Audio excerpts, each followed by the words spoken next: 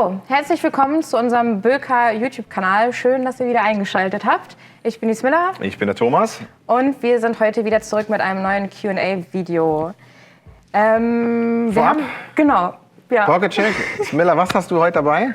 Ich habe mich heute mal für ein Magnum-Messer entschieden. Ein kleines Jewel, was an unser Scout angelehnt ist. Zweihandbedienung. Ich finde es super, es passt in die Hosentasche. Ich bin ein Fan von kleinen Messern und das ist mein Go-To. Aufgrund des Preises ist es auch mal nicht schlimm, wenn ein kleiner Kratzer in den Backen ist. Ja, sehr schön. Ich habe heute zwei Sachen dabei, eigentlich untypisch für mich. Ich bin ja meistens ganz minimalistisch unterwegs, aber ich habe einmal Micro OTF in Blau. Wichtige Info für alle Messerfreunde da draußen.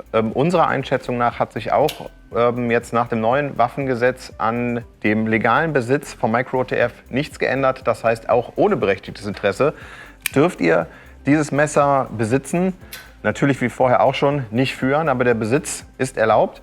Wir haben da auf der Artikeldetailseite auch noch mal eine Ausführung von unserem Anwalt, der uns hier in waffenrechtlichen Fragestellungen berät, ergänzt, sodass ihr da auch die bestmögliche Rechtssicherheit habt, wenn ihr das Micro OTF besitzt.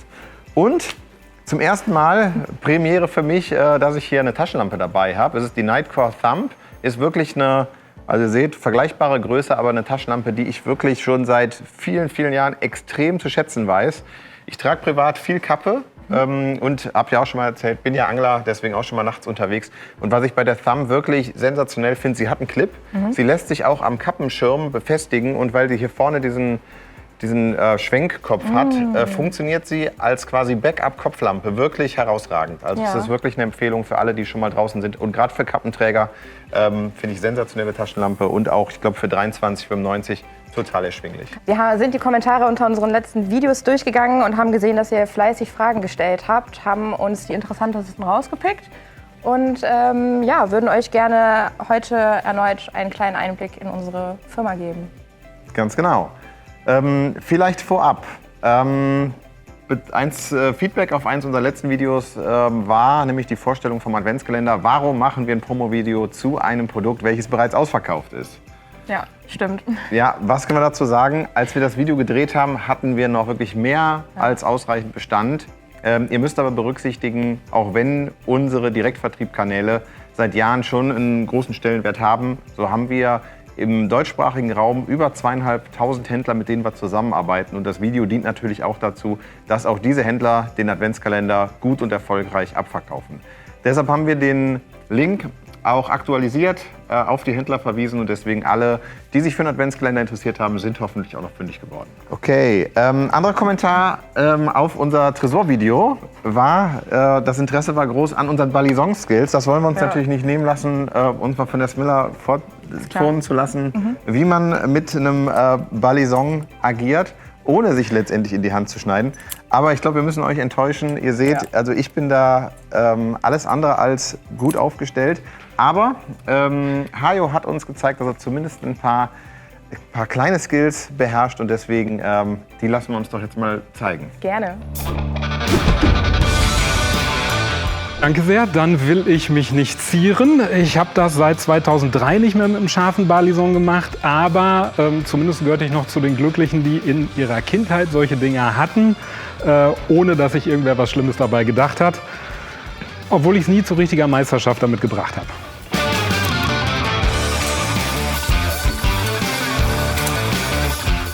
Und es kann eigentlich nichts passieren, solange man darauf achtet, dass, wenn man es in die Hand nimmt, die Schneide nach oben zeigt. Aber dazu haben die meisten, das wäre fast schief gegangen. Dazu haben die meisten ja auch schon die Trainer zu Hause. Das war es im Groben und mehr ist da auch nicht. Okay. Also ungefähr Skill-Level wie Smilla, oder Smilla, das hättest du auch noch geschafft? Für mich bitte nur Zweihandmesser. Okay, ja. Also ich kann da auch leider nicht mithalten, aber Hajo, vielen Dank für den kleinen Gastauftritt. Fand ich beeindruckend. Für mich war es vielleicht auch das erste Mal ein scharfes Balisong in Händen. Also der Weg bei uns ins Sperrlager ist nicht so weit. Nichtsdestotrotz, in der Regel haben wir, obwohl wir können, auch nicht viel Kontakt zu den verbotenen Gegenständen. Okay, eine Frage von Calogero Salmanone. Calogero Salamone. 85. 825. Ja.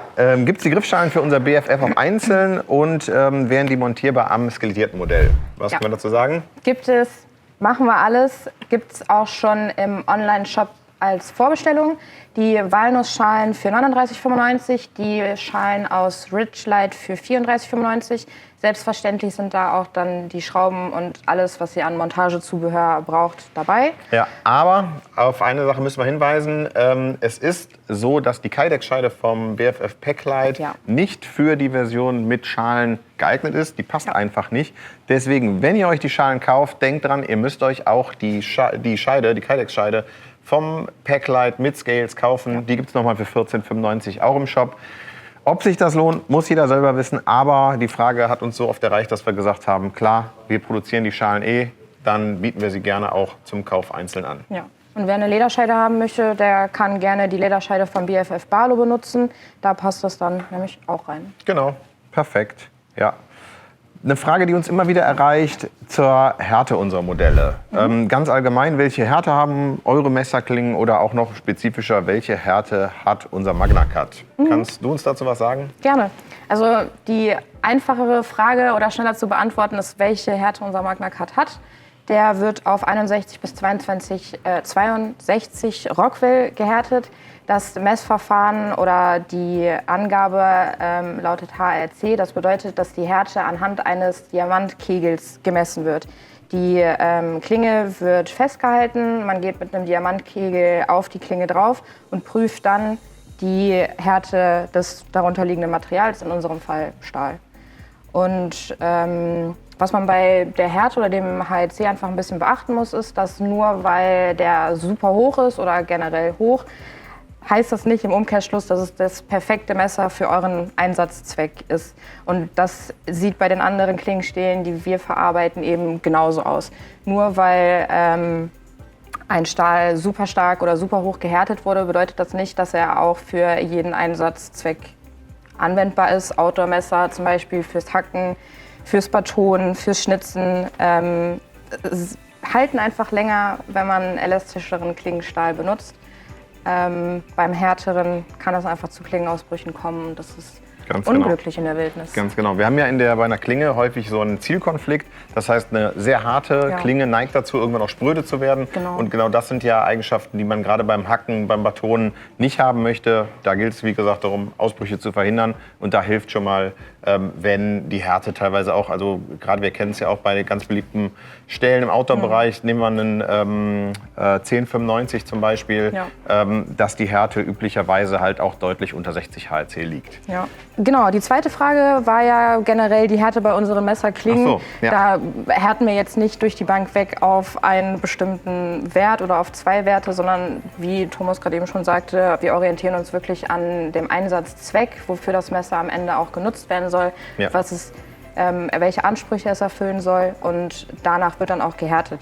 Wir haben uns auf der Internetseite uns die Mühe gemacht und alle verwendeten Stähle in einem Stahlschlüssel aufgelistet und das ist für jeden einsehbar. Jeder, der da Interesse hat, darf sich da auch gerne seine Informationen draus ziehen. Ja. Im Stahlschlüssel gibt es nicht nur Informationen zur Härte, sondern letztendlich auch zu allen relevanten Legierungsbestandteilen.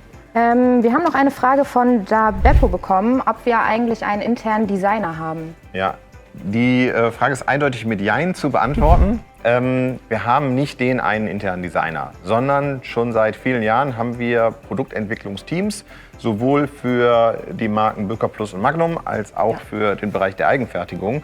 Und diese Teams setzen sich aus Kollegen zusammen aus den unterschiedlichsten Abteilungen.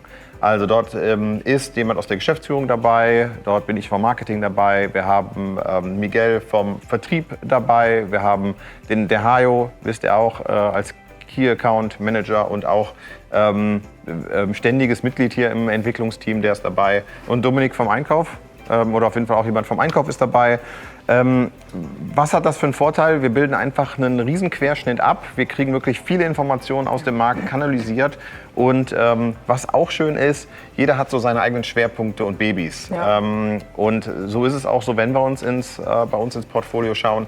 So war zum Beispiel das Bronco ein persönliches Baby von mir. Der Hajo hat zum Beispiel die Hunting Line wirklich persönlich stark gepusht. Aber auch die Outlines vom TRPPR oder vom BRLW, die hat zum Beispiel der Max damals noch als Azubi bei uns gezeichnet. Also ihr seht, die Frage lässt sich nicht ganz eindimensional beantworten, sondern unsere Neuheiten sind wirklich das Ergebnis von einem Team, welches hier Hand in Hand zusammenarbeitet und damit wirklich eine große Bandbreite an Designs und auch externen Einflüssen abbildet. Cool. Allein auch, dass jeder berücksichtigt wird. Ne? Wenn du jetzt gerade Max angesprochen hast, dass er als Azubi schon die Möglichkeit hatte, sich einzubringen. Ja, wir sind immer offen für gute Ideen. Das betrifft sowohl unsere internen Teams als auch extern. Wir kriegen ja viele Designzuschriften. Das heißt, auch der Aufruf an euch, wenn ihr meint, ihr habt das nächste Böker-Messer-Design bei euch auf dem Schreibtisch, dann zögert nicht lang, schickt es uns gern zu und ihr kriegt auf jeden Fall immer ein Feedback. Ja, gerne. Wir sind gespannt. Ja. Letzte Frage von Knife Influencer zum D2 und 440A Stahl. Ja. Wie stellt Böker denn sicher, dass es sich um Stähle handelt, die gemäß der namensgebenden Normen hergestellt wurden? Also müssen wir uns da an irgendwelche Zertifikate halten? Bekommen wir Zertifikate? Wie läuft das? Ja, also was wir machen, ist richtig. 440A und D2 sind Stähle, die bei uns schwerpunktmäßig im Magnum und Böker Plus Sortiment zum Einsatz kommen. Wir haben natürlich ein großes Interesse daran, dass die Stähle, die wir bewerben, letztendlich auch Bestandteil der Produkte sind. Deshalb, was machen wir? Wir nehmen regelmäßig Proben und lassen die metallurgisch untersuchen. Das machen wir mit einem Prüfinstitut hier direkt in Remscheid. Und dort, also Remscheid ist die Nachbarstadt von Solingen, und dort bekommen wir sehr detaillierte Gutachten über wirklich die Legierungsbestandteile und stellen somit sicher, dass die von uns genannten Stähle letztendlich auch Bestandteil der Klingen sind. Ja. Kann da irgendwas durchgehen? Können da Fehler passieren? Oder kann man sich darauf verlassen, dass das, was wir als Probe einschicken... Selbstverständlich. Also darauf kann man sich verlassen. Letztendlich, dafür stehen wir mit unserem Namen und letztendlich stellen wir das mit den regelmäßigen Kontrollen sicher. Sehr gut. Ja. Genau, das war's auch schon von uns heute. Ja. Hat mal wieder Spaß gemacht. Nicht vergessen, liken, kommentieren und abonnieren. Und wir freuen uns aufs nächste Mal. Macht's gut. Tschüss. Ciao.